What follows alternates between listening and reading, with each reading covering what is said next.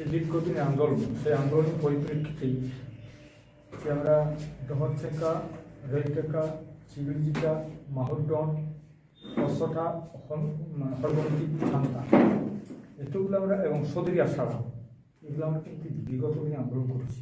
সেটা মূল কারণ একটা, 2017 সালে 18/5 মানে মে মাসের 18 তারিখে আমাদের পশ্চিমবঙ্গ সরকার ক্যাবিনেট রেজলিউশন করে সিআরআই রিপোর্ট পাঠানোর পরে 29 সেপ্টেম্বর 2017 সালে কিন্তু ফেরত পাঠায় চিঠি এবং বলে যে আপনাদের প্রপোজাল আমরা সমর্থন করছি না, কিন্তু ফার্দার কমেন্ট জাস্টিফিকেশন যদি থাকে আপনারা পাঠান।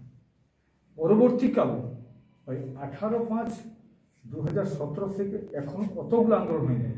কি ডরচেকা, রেলটেকা, জিগড়িজিটা, মাহুরডন এবং কলকাতাতে যেটা নাম ছিল অশ্বটা, হরবন্তি, খান্তা, সদরিয়া সাড়া, এত প্রোগ্রাম।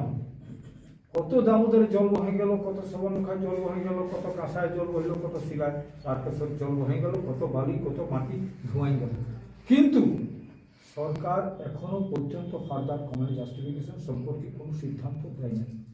গতকাল যে মিটিং ছিল আমার এখান থেকে ডেলিগেট গেছিল, আমি অস্বীকার করব না, আমাদের আদিবাসী কর্মী সমাজ সেখানে অংশগ্রহণ করেছে, কিন্তু তারা একটাই কথা বলেছে, দিদি আপনি আপনার কাছে আমার প্রার্থনা, অনুরোধ,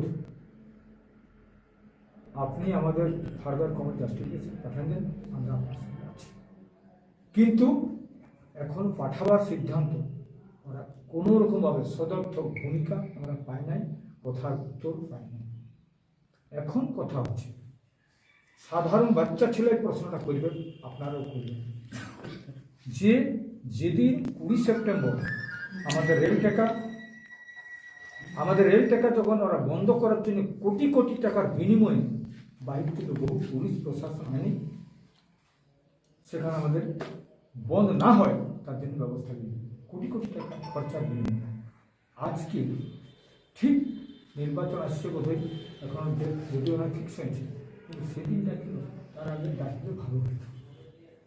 ডাকলে ভালো হতো, আমরা খুশি হতাম, আমাদের কথাটা আমরা বুঝতাম সেদিনটা, কিন্তু বলার সুযোগ হলে আমাদের বিভিন্ন ড্রাইভারকে, গাড়ির মালিককে, গাড়িকে থ্রেট দিয়ে আমাদের 20 সেপ্টেম্বরটা বন্ধ করা হলো, অ্যারেস্ট করা হলো ভালো ভালো নেতৃত্বকে, যেমন আমাদের সেন্ট্রাল নেতা শশাঙ্ক শেখর মাহাতো, আমাদের এরকম ভালো ভালো নেতৃত্বকে গ্রেপ্তার করে। আমরা এখন চাইছি পরিষ্কার কথা, মমতা ব্যানার্জি 27 তারিখ আসছে পুরুলিয়া, এখানে বাঁকুড়া বোধ 28 তারিখে, মানে আমাদের জঙ্গলমহলে বিভিন্ন জায়গাতে ওরা আসছে, মানে পরিষ্কার কথা আমরা সেটাই বলছি। এই এলাকার সবচেয়ে একটা মেজর কমিউনিটি কুর্মী, এবং 550 নম্বর নোটিফিকেশনে 1913 সালে যে জাতিগুলা ছিল সব জাতিগুলাই কিন্তু হয়ে গেছে ট্রাইবেল লিস্টে, অলরেডি এনলিস্টেড, একমাত্র বাদ আছে। আমরা আমাদের এই যে অধিকার, কনস্টিটিউশনাল রাইট, একটা জাতির ভাষা, ধর্ম, সংস্কৃতি পৃথক যদি থাকে তাকে জনজাতি বলা হয়। এই কুর্মী জনজাতির স্বীকৃতি, এটা আমাদের অধিকার, কেন আমরা পাই না? আমাদের এই লড়াই চলছে। আর আজকে আমি তবু ক্লিয়ার আমি বলছি নাই যে আগামী দিনে কি করব, সেটা হচ্ছে 8 আর 9, 10 দুদিন হচ্ছে চিন্তন মন্থন, তাতে বিজেপিকে নিমন্ত্রণ করা হয়েছে, টিএমসিকে নিমন্ত্রণ করা হয়েছে, কংগ্রেসকে নিমন্ত্রণ করা হয়েছে, বামফ্রন্টের মাহাতো যারা আছে সবাইকে সমর্থন করা হয়েছে। এছাড়াও আমরা যেমন আমাদের সঙ্গে সবসময় থাকে হরমিটান একটা নাতাচরণ কমিটি করেছি, লাপিত, ডং, বাউরি, রাজওয়ার, ভূঁইয়া, ঘাটোয়াল, তাছাড়া সাঁওতাল, মুন্ডাঙ্গরা, খামার সবকে আমরা ডেকেছি।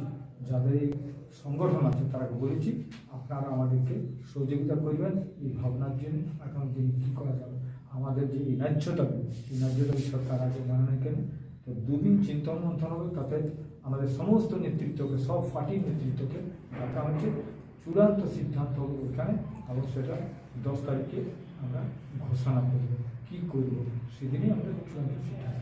আজ আর আমরা কোনো বলছি না সবাইকে, কিন্তু যেটা আপনি বললেন যে যদি ওই জাস্টিফিকেশন যদি পাঠিয়ে দিত তাহলে তৃণমূলের সাথে আপনারা থাকতেন, কিন্তু এখনও সেইভাবে আপনারা কিছু পাননি, তাহলে কি আগামী নির্বাচন কি তৃণমূলের থেকে দূরে সরে যাচ্ছেন? আমরা এখনের যে অবস্থা আমরা তো এটা আমরা তো বললাম যে আমরা এখন যে অবস্থা লড়ছি সেই অবস্থায় লড়ে যাচ্ছি। এখন আমরা যে কাকে সাপোর্ট করছি, তাহলে বিজেপিকে সাপোর্ট করছি কি না? আজকে এই মমতা ব্যানার্জি যে আমাদের কমন জাস্টিফিকেশন পাঠায়নি, এটা যে আমাদের ত্রুটি, তেমনি কেন্দ্রীয় সরকার যদি মনে করে যখন তখন 370টা পক্ষে বলেছিল, আমাদের এমন বিলগুলো পাস করেছে যেগুলো কেউ কোথাও গল্প করে অথচ বিলগুলো পাস হয়ে যাচ্ছে। ওরা কি জানে নাই যে কুর্মীরা এসটি ছিল? তাহলে ওরা যেটা প্রস্তাব হয় নাই সেটা করতে পারছে, আর কুর্মীরা এতদিন থেকে আন্দোলন করছে সেটা কি জানে না? যদি না জানে তাহলে ওদের নেতৃত্ব দেওয়ার যোগ্যতা কম আছে, তাহলে তাদের ইন্টেলিজেন্সের ভাবনা কম আছে, তাদের দূরদর্শিতা কম আছে। তাহলে এসআইবি কী করছে, আইবি কী করছে ওদের? আজকে আমরা এত বড় একটা আন্দোলন করছি, সেখানে ওরা তো নিজেই করতে পারছে, কেন করে না? আজকে এই তো প্রস্তাব পাঠাইছে সেন্ট্রাল, তাহলে এরা নাই করলে তো অনুরোধ করতে পারত। এই জন্যে সবারই সেইভাবে ত্রুটি আছে। আমরা কিন্তু আগামী দিনে ওই যে 8-9 তারিখে যেটা হচ্ছে সেদিন আমরা করে পরিষ্কার কথা প্রমাণ দিব, এবং আমাদের শক্তি কি আছে আগামী দিনে পরিষ্কার শক্তি আছে। কি আপনাদের প্রার্থী যেভাবে পঞ্চায়েত লড়েছেন সেভাবে কিছু চিন্তা হবে? এখন আমরা সেটা সিদ্ধান্ত নিই। এখানে নিয়েছিলাম এইটাই যে একজন বলেছিল কর্মীদের কাপড় খুলে দিব, আর একজন বলেছিল যে কর্মীদের আমরা ভোট পাইনি, তার জন্য আমরা যোগ্য জবাব দিচ্ছি। সেইরকম পরিস্থিতি যদি তৈরি হয় সেটা হতে পারে। পুরুলিয়ার সভাকে ঘিরে গ্রামে গ্রামে কর্মী সম্প্রদায়ের মিছিল এবং সেখানে গ্রাম সারা একটা কর্মসূচি চলছে, সেখানে কর্মী নেতৃত্বরা দাবি করছেন যে কর্মী এলাকায় এলে বা জঙ্গলমহলে এলে রাজনৈতিক নেতাদের কর্মীদের দাবি নিয়ে কথা বলতে হবে, নাহলে কিন্তু তাদের রাজনৈতিক প্রক্রিয়া স্তব্ধ করে দেবে। এটা তো শুনো তো, এখানে শুধু নয়, এটা তো আমাদের চিরদিন মানে যতদিন লড়াই চলছে আমরা সবাইকে বলেছি, সবাইকে বললেও কিন্তু সেরকম এখন রেজাল্ট আমরা করতে পারি না। সেই জন্য বলছি আমরা আমাদেরকে এক্সট্রিম কিছু সিদ্ধান্ত নিতে হবে। এটাই একটা শেষ সিদ্ধান্ত। মানুষের কিন্তু তৈরি হয়ে আছে যে একটা প্রত্যাশা পাবো, ওখান থেকে আবার আশা পাবো, ওখান থেকে একটা কিছু জিনিস নিয়ে আসবো। 8-9 দিন যে মানে 5,000 লোকের একটা ডেলিগেশন থাকবে, 5,000 লোকের, আর সেখানে লক্ষ লোকের সমাবেশ হবে। গাড়ি পাওয়া যাচ্ছে না, যেরকম তৈরি হয়ে গেছে। কত আগের দিন থেকে তার ঘরেই এখান থেকে বেরোলো লোক, কত যে লোকের সমাবেশ হলো। এই জন্য লোকের প্রত্যাশাকে দেখেই কিন্তু আমরা সেটা সব সিদ্ধান্ত নিই। কিন্তু নবান্নে যে বৈঠক হলো আপনাদের, বৈঠকে কোনো সদর্থক আলোচনা হয়নি আপনাদের কমান্ডিং জাস্টিফিকেশন? আমাদের কমান্ডিং জাস্টিফিকেশন সম্পর্কে উনি বলেছেন যে আমি করছি করে।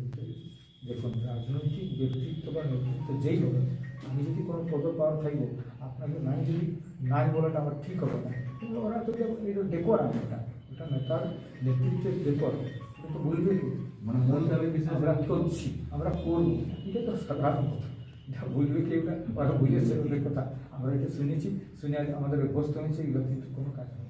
8-9 সভার পর কি কর্মী আন্দোলন আরো তীব্রতর হবে? বিরাট তীব্র, এটা পরিষ্কার, এটা তো চ্যালেঞ্জ। আমরা চেষ্টা করব সমস্ত রাজনৈতিক ব্যক্তিত্ব নেতৃত্ব কর্মী যারা আছে আমরা সবাই কিন্তু হাল বানাই করছি। কে হাল বানিয়েছে? সমস্ত দলীয় পরিচালিত কিছু বলতে পারে। বামফ্রন্ট 35 বছর হাল বানিয়েছে, এখনো হাল বাড়ছে। এবার আমরা যদি কাম থেকে যদি হালটা ছেড়ে দিই, আর একটা পার্টি তৈরি হয়ে গেছে, হালটা বাড়ছে না, সমাচার ওরা উপহার দেখায়, আমরা ছাড়লেই কিন্তু আমরা জুটলে এইটা রেখেই হচ্ছে। আর কিন্তু কাঁধে জল দিব নাই, এই ভাবনাটা কিন্তু আদিবাসী কর্মী সমাজের এইটা কত ব্যক্তিত্বকে, কত নেতৃত্বকে আমরা দিতে পারছি। এই যে লাগাম যাদের কাছে আছে, সেই লাগামের দড়িটা কী করে ছিটাতে পারবো, সেটাই আমরা চেষ্টা করছি। গোলামি ভাবনাটাকে আমরা কী করে হাঁটাবো, এটাই আমাদের আছে। সেই সাবজেক্ট থাকবে কি তার মধ্যে অন্যতম, এবং সবাইকে বলবো আপনার পয়েন্ট দেন, কী পয়েন্ট করা হচ্ছে। দীর্ঘদিন পরে জঙ্গলমহলে আসছেন মুখ্যমন্ত্রী, ওনাকে কোনো আপনাদের সমাজের পক্ষ থেকে দাবি না কাছে না, আর আমরা কোনো ডেপুটেশন দিচ্ছি না, কোনো কথাও আমরা কোনো বলবো না। উনি ডেকেছেন, গেছেন সেখানে, আমাদের তো ওইখানে হয়ে গেছে আলোচনা, আমরা বলেছি আমাদের কথা। কমেন্ট জাস্টিফিকেশন আপনি পাঠান, আমরা আছি যদি আপনি কমেন্ট জাস্টিফিকেশন আর আমাদের কথা বলার নেই। যে কাজগুলো সে করবে কর্মী আন্দোলনে আমরা সবাইকে আহ্বান জানাচ্ছি, সমস্ত নেতৃত্বকে, ব্যক্তিত্বকে, আদিবাসী মূলবাসীকে, এবং যারা কর্মী আন্দোলন করছে, নেগাচারি করছে, কেউ পশ্চিমবঙ্গ কর্মী সমাজ করছে, কেউ জনজাতি কর্মী সমাজ করছে, আমরা সবাইকে আবেদন জানাচ্ছি আপনাদের মাধ্যমে সবাই আসবেন, সবাই প্রতিনিধি হন, সবাই আলোচনায় অংশগ্রহণ করুন। আগামী দিনে একটা সঠিক ঐক্যবদ্ধ সংগ্রাম দরকার আছে। আর কর্মীরাকে সবাই ব্যবহার করতে শিখেছে। একটা এত বড় কর্মী কমিটি আমরা কী করে স্বাধীন সত্তা নিয়ে বাঁচতে পারবো? কারণ একটা জাতিকে তার ভাষা, ধর্ম, সংস্কৃতিকে দূরে সরে দেওয়া, তাকে জেনোসাইড করা। আজকে কর্মীদের ভাষা, সংস্কৃতি, ধর্ম সত্যি চলেছে, এটাকে জেনোসাইড বলতে হয়। এবং genocide event but is a process. এটা একটা প্রসেসের মাধ্যমে কীভাবে একটা জাতিকে খতম করা যায় তারও ষড়যন্ত্র গড়ে চলছে। সেগুলো আমরা আগামী 8-9 বিস্তারিত